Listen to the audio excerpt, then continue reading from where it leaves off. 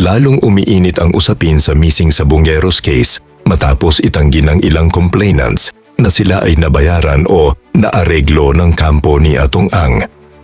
Ayon sa kanila, hindi raw sila nakadalo sa ilang hearings dahil wala naman silang natanggap na court summons o opisyal na abiso mula sa korte. Nilinaw rin nila na ang perang natanggap mula sa abogado ni Ang ay hindi umano-suhol kundi simpleng tulong pinansyal lamang. Pero para sa maraming netizens at pamilya ng mga nawawala, nananatiling mabigat ang tanong, bakit may perang naibigay habang may ongoing na kaso?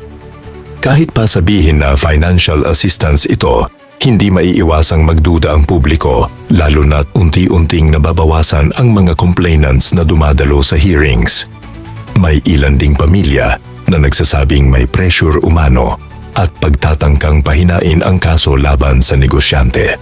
Samantala, may ibang grupo ng mga kamag-anak ng missing Sabongeros na mariing itinanggi ang aligasyon na umatras sila sa laban para sa hustisya.